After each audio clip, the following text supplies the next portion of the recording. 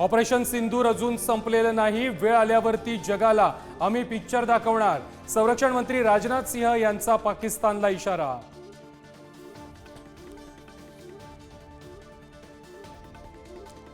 पाकिस्तान उभा राहतो तिथूनच भिकाऱ्यांची रांग सुरू होते। IMF फंडावरून राजनाथ सिंह यांचा पाकवरती जहरी प्रहार।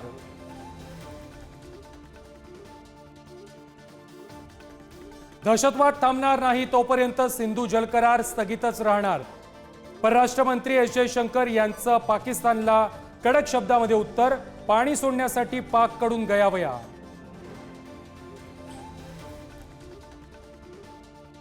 पाकिस्तानच्या मित्र देशांना भारताशी पंगा घेणं भोवणार। तुर्की आणि उझबेकिस्तानला भारतातून गहू आणि तांदूळ पाठवणं बंद। दोन्ही देशांशी व्यापार बंद करण्याचा व्यापाऱ्यांच्या कॅट संघटनेचा निर्णय। गुजरात दंगलीनंतर बाळासाहेब ठाकरेंनी मोदी शहांना वाचवलं, अन्यथा मोदी शहा आता तुरुंगात असते। नरकातील स्वर्ग पुस्तकातून संजय राऊतांचा गौप्यस्फोट, उद्या राऊतांच्या पुस्तकाचं प्रकाशन। स्थानिक स्वराज्य संस्थांच्या निवडणुका ऑक्टोबरमध्ये, मुख्यमंत्री देवेंद्र फडणवीसांचे संकेत। तर महायुतीतील तिन्ही पक्ष एकत्रित लढणार, फडणवीसांचं वक्तव्य। वसई विरार अनधिकृत बांधकाम प्रकरणी ईडीचे 13 ठिकाणी छापे। नगर रचना उपसंचालकांच्या घरी सापडलं कोट्यावधींचं घबाड। 8 कोटी 60 लाख रुपयांची रोकड आणि 23 कोटींचे हिरेजडित दागिने जप्त।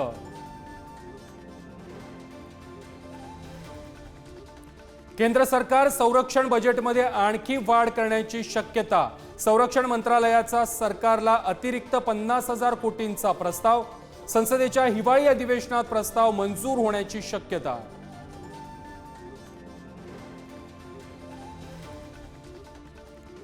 लबाडांनो पाणी द्या आंदोलनाअंतर्गत आज ठाकरेंच्या शिवसेनेचा संभाजीनगरमध्ये हल्लाबोल महामोर्चा।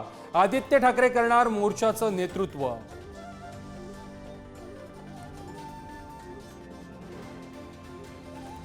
राज्यामध्ये अजून 5 दिवस अवकाळी पावसाची शक्यता। हवामान विभागानं वर्तवला अंदाज। कोकण, मध्य महाराष्ट्र, मराठवाडा आणि विदर्भासाठी येलो अलर्ट जारी।